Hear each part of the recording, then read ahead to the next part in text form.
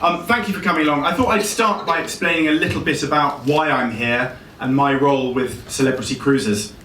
I've been working with Celebrity for about 2 years now, and I think it comes down to a very simple saying, as that great orator Ratty from Wind in the Willows once said: "There is nothing, my friend, absolutely nothing quite so worth doing as messing about on boats."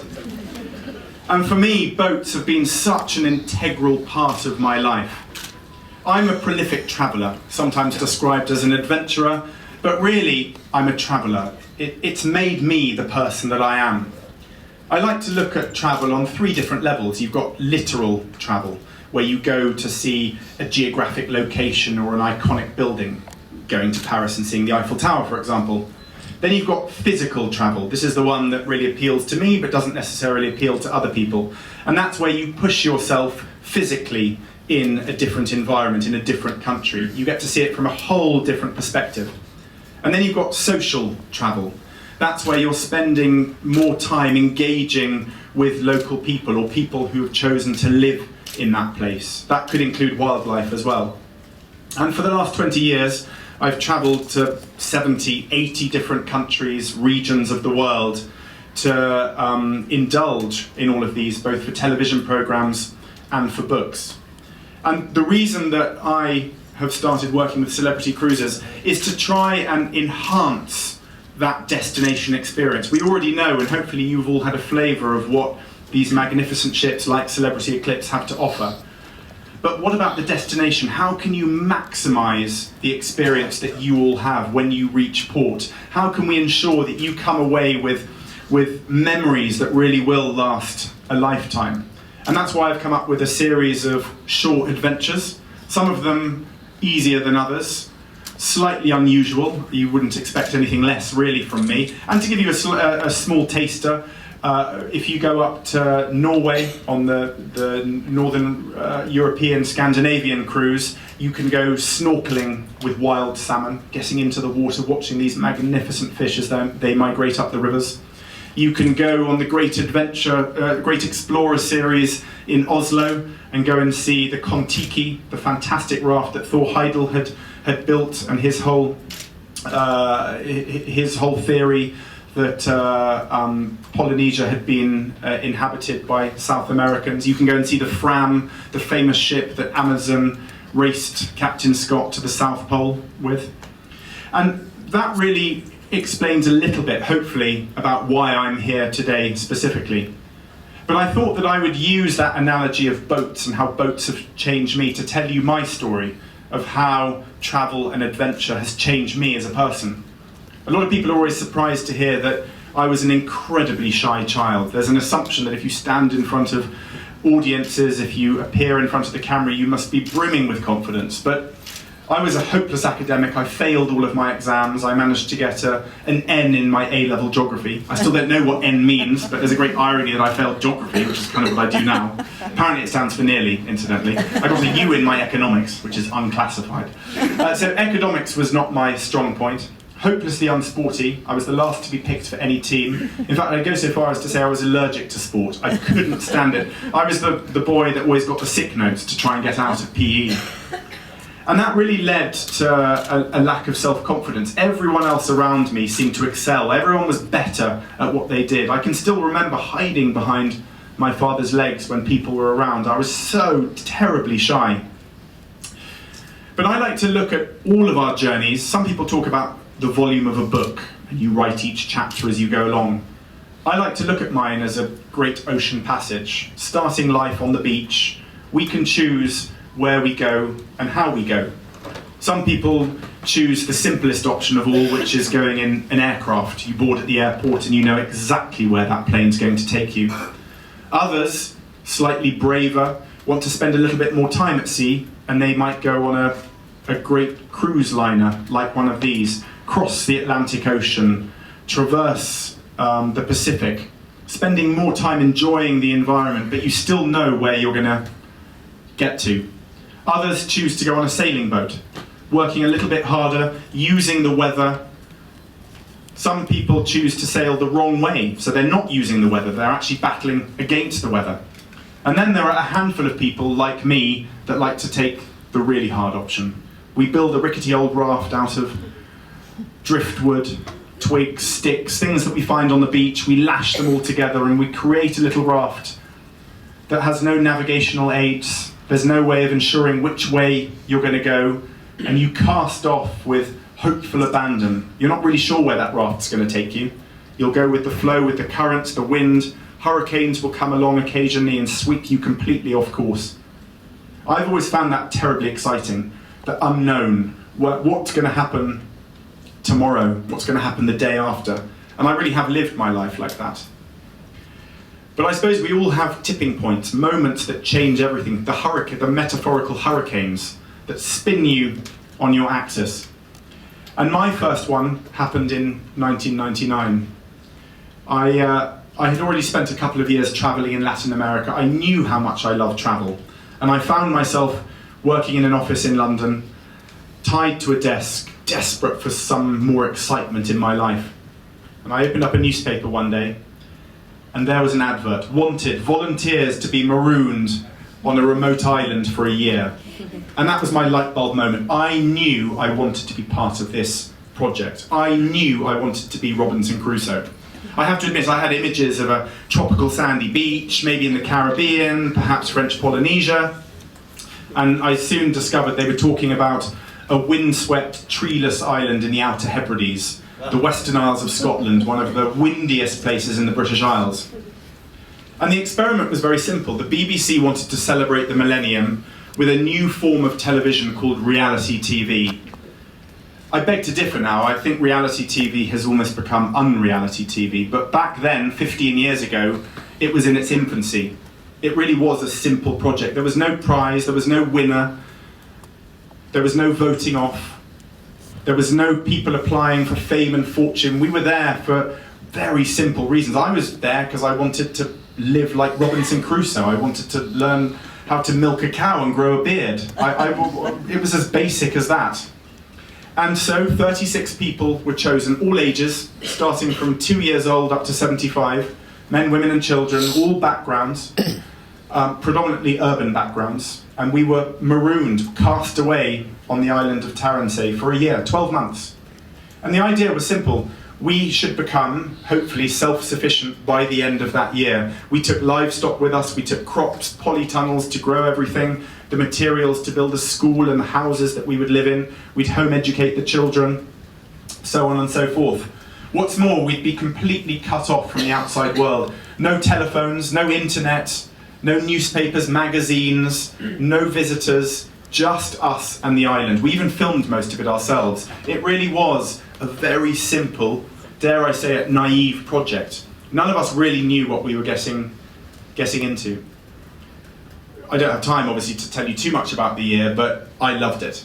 It was pretty intense. It was like being in a pressure cooker on many occasions. Having now worked in television for 15 years, I understand how the producers perhaps chose individuals. They weren't going to choose shrinking violets. They would chose people with loud voices and strong opinions. And there were more than its fair share of arguments on that island. But I loved every minute of it. I loved being so close to nature. I loved that hand-to-mouth existence. And that's probably when my real passion for the wilderness was born, when that flame was ignited. And leaving that island was one of the most traumatic experiences of my life. I can really go that far. It was, in fact, the psychologist there described it like a bereavement. If I had been given the chance to live there for another year, I would have seized it, as would the remaining castaways. We had just reached maximum efficiency. Well, no, that's a lie. We hadn't reached maximum efficiency. We were just on the cusp of maximum efficiency. Just when we were starting to produce all our foods, or just when we had got it, it was time to leave. And coming back to reality was such a shock to the system. Not only had I lost my anonymity, which may sound daft now, because we know if you go on these shows, that's what happens. But back then, it never occurred to me. I thought this was going to be a sort of open university type show, late night on BBC Two, with lots of beige trouser wearing academics discussing how we formed and created a community. But the show had been quite popular. And suddenly coming back to London, not only had I been stripped of my anonymity, but everything was overwhelming. Lights were too bright, noises were too noisy, everything was overwhelming around me. And then I had to decide what to do next. Where was this raft going to take me? Well, the BBC came along and said, would I like to have a go at presenting? It hadn't really appealed to me before. I came from a showbiz background. My mother is an actress. Some of you may remember Julia Foster. She was in the original Alfie with Michael Caine and Half a Sixpence with Tommy Steele. So I had grown up in that world. My father, a vet, had been a broadcast vet for many years. He had been the vet for Richard and Judy. But me as a presenter never really appealed to me, but I had this inability to say no. So I seized the moment and said, yes, I'd love to have a try. So there started a long relationship with the BBC, working on shows like Animal Park with Kate Humble, Country File with John Craven. I started doing Crufts, One Man and His Dog, The Holiday Show, all sorts of different programs. I loved it. I loved every minute of it. But that's when I started getting slightly jaded and frustrated by the stereotyping that came with that. As we all know, we love to stereotype back in the UK. And for so many years, I had been reality shows Ben, Castaway Ben, Tarrant Ben, Posh Ben, daytime TV presenter Ben, Permatan Ben, you name it. All of them had truisms. None of them were wrong, but I felt deeply and fiercely that there was much more to me than these simple assumptions, these simple stereotypes. And that's when I decided I wanted to surprise people. I wanted to step out of those stereotyping words and show people there was more to me than that. And I was in the pub one day with some friends, and someone suggested to me that perhaps I'd run the London Marathon. It'd be a great opportunity to use my profile to raise lots of money. They pointed out I was looking a little bit plump at the time. I could do with the exercise, thanks. And I'm not sure what came over me. It was probably the drinks that were in me, but I said I've got a much better idea. I'm not going to run the London Marathon. I'm going to run the Marathon des Sables. 180 miles across the Sahara desert. 6 marathons back to back, carrying all your own supplies. So there. And I'm a man of my word. So the next day, I called up the event organisers and I said, can I have a place? And they said, I'm very sorry, there's a waiting list, but we'll put you on it. You'll be a number 1,000. And I punched the air, I was so happy. Yes, I didn't have to do this race. I was a man of my word, I could say to them I'd signed up for it. And I forgot about it. 8 weeks before this race was due to start, I got a call from out of the blue. Congratulations, 1,000 people have dropped out due to race injury. So suddenly I found myself with just 2 months to get ready for what's often described as the toughest foot race on earth.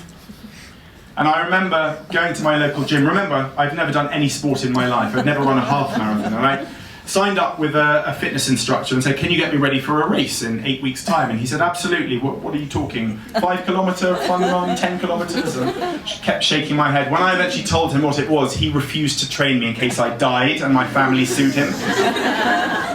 So I trained myself over the next 8 weeks. I would get up at 3, 4 o'clock in the morning, I'd run like Forrest Gump as much as I could, did it at the end of the day, and somehow, 8 weeks later, I found myself out at the start line of this seemingly impossible race, down in the Sahara Desert, on the border with Algeria and Morocco. Me and 700 elite endurance athletes from all across the world. Again, I don't have time to go into too much detail of that week, but suffice to say it was probably the most painful experience of my life. You lose layer upon layer of skin on your feet. The sand gets in your socks and acts like sandpaper. It rubs away. You get blisters that turn into abscesses. Every step, every stride you make is like your shoes are filled with shards of glass. Tears stream down your face from the pain. It's unbelievable. But strangely, and this is the big but, I discovered a beauty in this. The more you pushed yourself, the harder it was, the more physical endurance and pain you endured, the more incredible the environment became. Suddenly I wasn't racing against these 700 people, I was racing with them. There was this fantastic camaraderie. We weren't racing one another, we were racing against this extraordinary desert, the heat, the aridity, the dryness, the thirst, the hunger, the pain. And somehow, 6, 7 days later, I crossed the finish line. And I came back to London walking 2 inches higher. Actually, I was slightly stooped because I was on crutches, but that's another story. But I was so proud of my achievements. I had proven, not just to myself, but to other people, that someone like me who'd never excelled at sport, if you put your mind to it, you can achieve. And it's amazing how addictive these things can become. I wanted more. So I went online and I decided I wanted just one more challenge that would really test people's perceptions, push me to my limits. And that leads me to my next boat anecdote. This was a little boat that completely transformed my life. This wasn't a raft, this was a tiny little rowing boat. Looking online, I discovered that not only had people rowed the entire Atlantic, 3,400 miles of Atlantic in a little rowing boat, but there was a race, lots of people rowing against one another. And that was my second light bulb moment. I knew I wanted to be part of this race. And before I could stop myself, I signed up. I put in all my details, very hefty deposit on my credit card. And it was only after signing up for this race that I thought about small little details like the fact I'd never rowed before in my life. I didn't have a rowing partner, didn't have a rowing boat, didn't know very much about the ocean, and I forgot about it. Most people, incidentally, prepare for 4, 5, 6, maybe even 7 years for a race like this. This was 2 years away. 12 months disappeared before I knew it, and I was at a party 1 year before this race. And there, across the room, I spotted James Cracknell. He'd just won his second gold medal in rowing, and my first thought was, there's a bloke who knows how to row. So I bounded up to him, and I said, hello James, how would you like to row the Atlantic with me? And he's much taller, he looked down, he said, can you row? I went, no, never rowed before in my life. And I can't use the word he used, because it's before 9 o'clock, but he told me where to go. But I persevered, I left him my details, and I must have planted some kind of thought in his mind, because he rang me a few weeks later and we met up and we discussed the pros and cons of us teaming up together. James, the professional Olympian, who's made a career out of being the best at what he does. For James, anything less than a gold medal is failure. Don't even mention silver or bronze, he'd just chuck them away. That would be abject failure. For James, he has spent 16 years of his life, the monotony of rowing, to win gold, to come first. I, on the other hand, as you've heard, have been on this slightly erratic rafting journey. I don't really mind where it takes me. I have always enjoyed the unknowing, the lack of preparation, the spontaneity of it. Two very different characters, and we decided that we would make an interesting team. So we joined together. We had to become ocean yacht masters before we could do it. We had to do sea survival courses.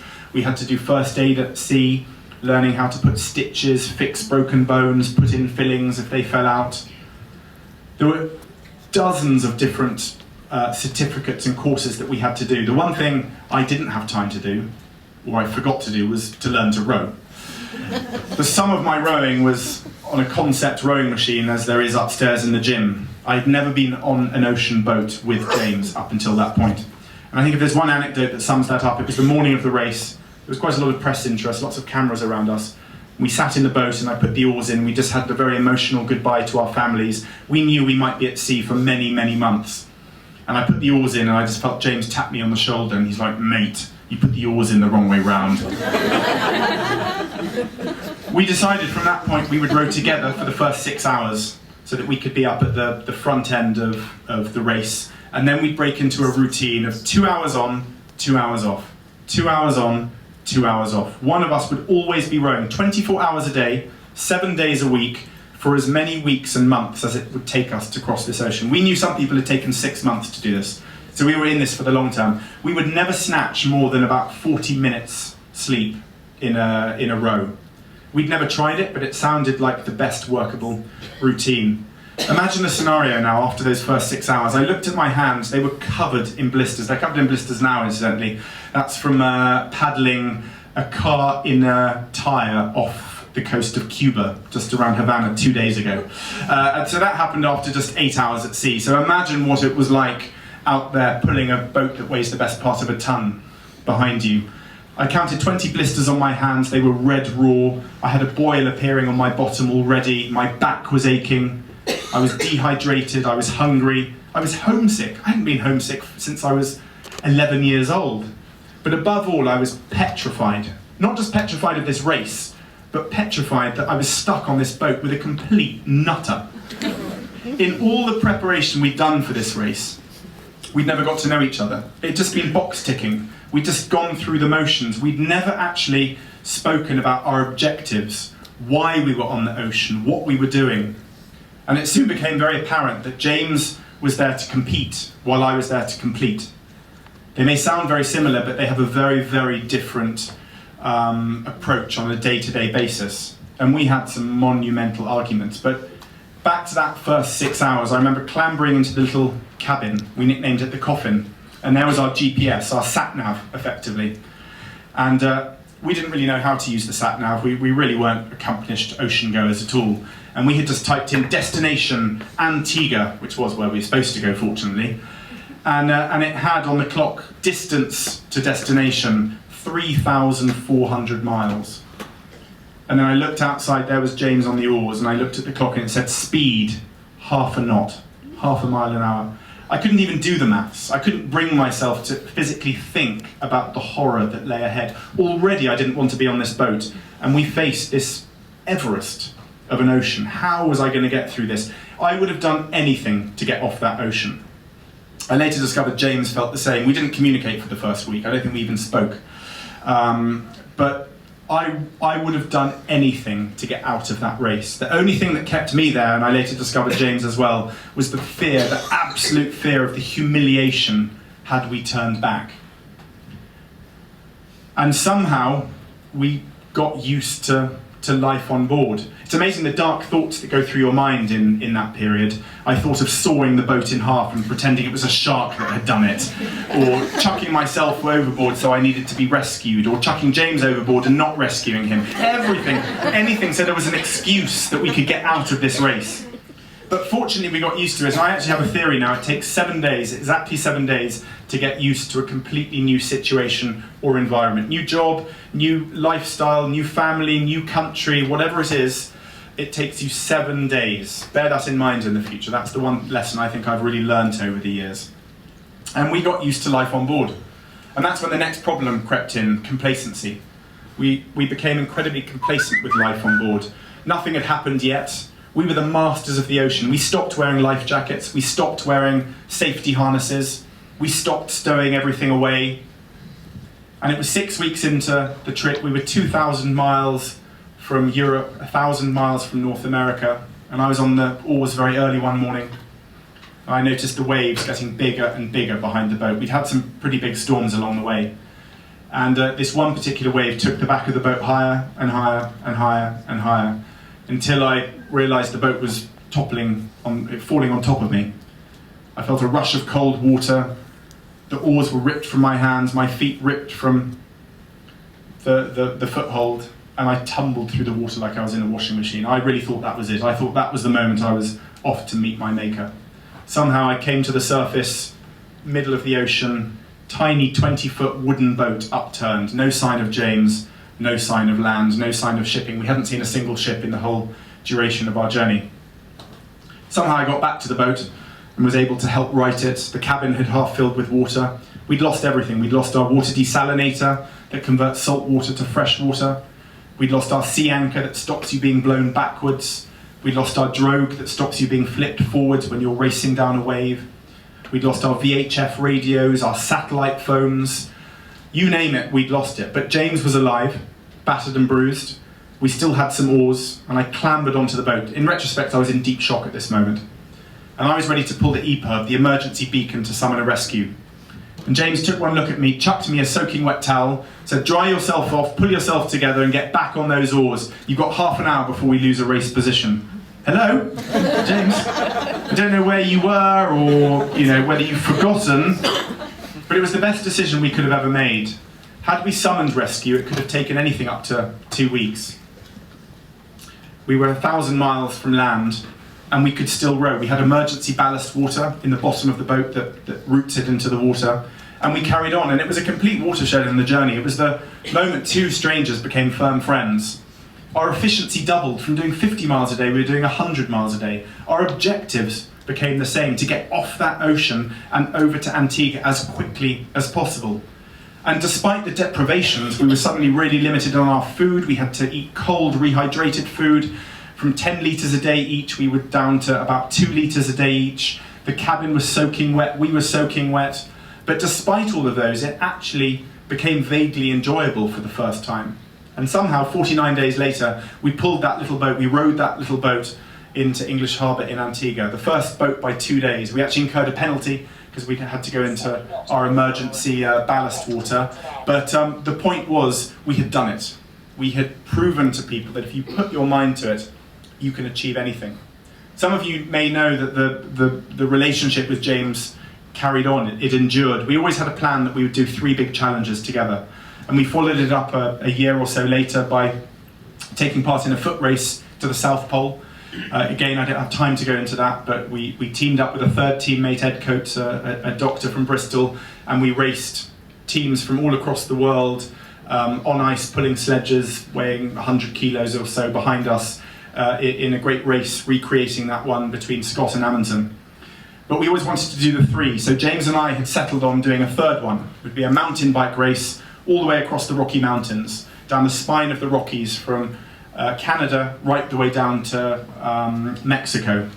And as some of you may know, unfortunately it didn't turn out the way we wanted to. While James was on another cycling trip just before we were due to set off, he got hit by a truck while on his bicycle and ended up sustaining a life-threatening head injury and was in and out of hospital for the best part of 2 years. And the third trip became a very different one, which goes back to my different descriptions of what travel's about. The third trip, which we did just over a year ago, was out in the empty quarter of Oman. We'd always dreamed of recreating the footsteps of a famous adventurer called Wilfred Thesiger, who was the first man to cross this vast arid desert. And James and I teamed up with a couple of camels to help us. And it was a very different journey. It wasn't it was physically hard, it was physically draining, it was about the environment, but the expedition was more about him and me. More about him, really, coming to terms with what had happened to him, with his very different character, with how it had affected him. And for me, it was probably one of the most extraordinary journeys I've been on, if I'm to be honest. It was so unexpected and incredibly hard, if I'm to be brutally honest. And our paths have separated a little bit, but that's where my raft has continued a slightly extraordinary journey. I've subsequently taken expeditions all around the world. I've led more than 20, taking people on life-changing journeys for a series called Extreme Dreams I did for the BBC for many, many years. And most recently I've been working on a series called New Lives in the Wild, or Where the Wild Men Are, where I've gone to live with people who've given up society, much as I did all those years ago on Castaway, who've given up city life to go and live in the wildest corners of the globe. The series so far has taken me to the Indian Himalayas, to the Philippines, to Alaska, to Laos in the Far East, to Australia, New Zealand, you name it. And each of these people is someone who's decided that they've had enough with society. I'm rather worried that we might not want to go back to England, by the way. Apparently Miliband, Farage and Clegg are waiting to come on board. They've suddenly got some time on their hands. But these are people who've got so fed up of politics and the economy that they've given that all up. But I thought I'd leave this on one final boat journey, just to bring it back to that whole analogy about how much I love messing around on boats. About 3 years ago, the BBC asked me if I'd like to make a show about crocodiles. I love Africa. I've spent a great deal of time in Africa. In fact, I'm working on a series out there right now following the migration of the wildebeest, and I'm never happier than when I'm out on that fantastic continent. So I leapt at the chance. Anyone here who's been on safari will know that often actually crocodiles are just, you might look at it briefly, but you really go to see the elephants and the lions and the cheetah and the big five. Crocodiles are the incidental, scary predator that we kind of go like that, and that's it. And the theory of this documentary was very simple. A couple of years ago, a South African had been living in the Okavango Delta in Botswana. He was a diver, he was living there with his wife, and they were desperate to get in the water, desperate to go diving. But of course the hippos and the crocs kept them out. They're responsible for more deaths than any other animals together in Africa. But one day it became too much. They had to get in the water, so they recce'd it, they got their guides, they checked a section of water, they were convinced there were no crocs and no hippos. They put boats on either end of the area they were going to get in, and they hopped in the water, and within 2 seconds, an enormous 5-metre crocodile snuck up on them. Face to face, snout to snout. They thought they were going to be lunch, but the croc didn't do anything. It stayed there for 45 minutes, and then they had the impossible task of getting out of the water. They were convinced they were going to be eaten as they left the water, but the croc didn't do anything. So then they took the really brave decision to see if it was just a fluke chance or whether they could do it again. So they got back in, and they had discovered that because no one had been stupid enough to do this, the croc didn't see them as prey, didn't see them as a predator, and it left them alone. And word of this had got back to the premier crocodile expert, Adam Britton, who lives out in Australia. And he got very excited because nothing was known about the aquatic behaviour of crocs. Lots had been studied about them on the surface of the water, but nothing about below. And he decided that if we could understand about where they stayed, how they predated, we could start reducing this human croc impact. They kill up to 700 people a year in Botswana. What they needed was a presenter to make a show about it who was willing to get in the water with the crocs as well. Hello, it's me. As I've said, I've got this inability to say no, so I said yes. I can tell you it turned into the most terrifying but beautiful and incredible 2 weeks of my life. Imagine a scenario, you're on a rib, a rigid inflatable boat, you're going at top speed down this river. The theory of getting in the water with a croc is very simple. You have to see the croc first, so that you are watching it, it's not watching you. So in your full scuba gear, under the blazing African sun, you're boiling hot, your heart's pounding, you've got no protection, there's no chainmail, there's no cage, you just have a tiny little stick, a little stick made of metal that I think the crocodile would use to pick the remains of you out of its teeth once it had finished eating you. That's all you have for protection. And when you see the croc get into the water, you do a rapid entry. Anyone that dives here will know you usually enter the water quite slowly. You put air into your BC and slowly you descend. Well, this, you free fall. So the world turns into this sort of green, murky world all around you. And you land on the bottom, and that's when the river starts sweeping you along. You have to stab this little stick into the sand to stop yourself being swept onto the crocodile, because you're warned if you are swept near its snout, it will attack you. It's terrifying.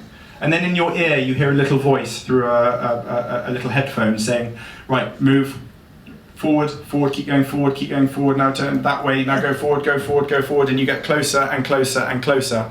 And before you know it, you see this enormous white light. It's like a torch, and it gets bigger and bigger and bigger, and you soon realize it's an enormous crocodile canine tooth reflecting in the sun, and you are nose to nose, inches away from a wild crocodile, the length of this entire stage. In fact, there was some that were longer than our Atlantic boat that we crossed the ocean in.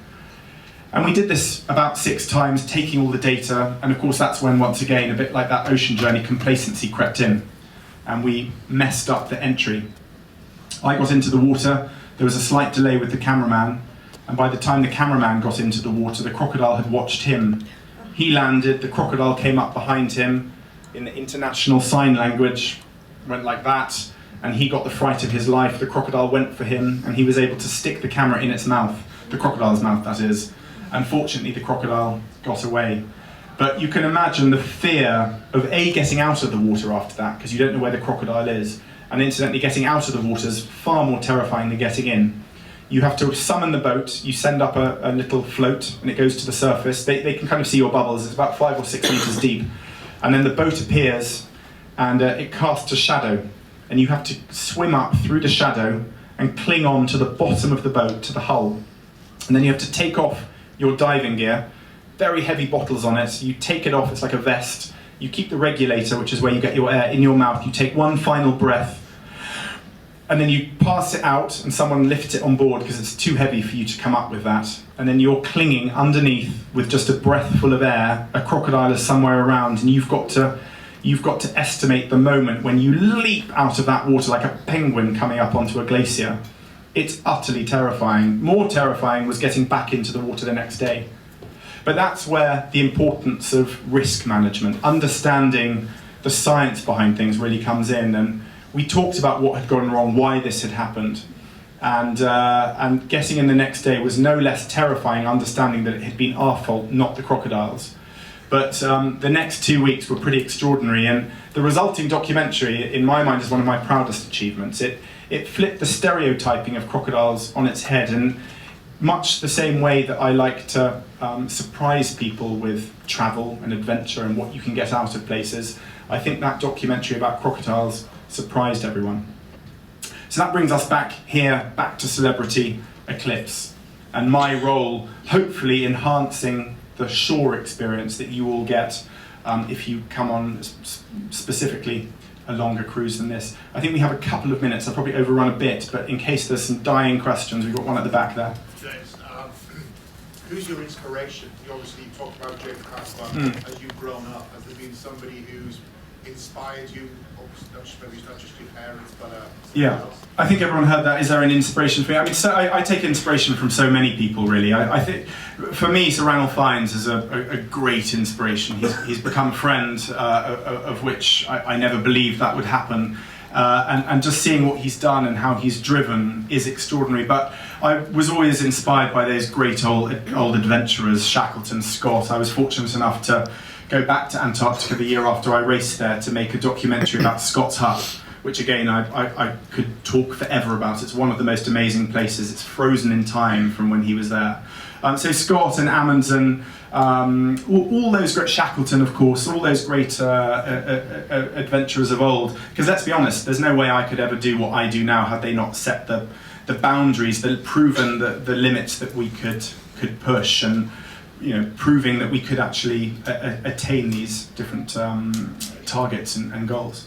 Are there any other questions? Yes, What's next for you, Ben? What's next for me? I actually go, well, like I say, I was in Cuba 2 days ago, and I actually go to Thailand tomorrow night. I've got quite a busy filming schedule. I'm doing about 4 different shows. So just in terms of television shows, I've got about 4 or 5 different ones that I'm doing now, which is quite hard actually, because I literally bounce back and forth, and I do have a young family.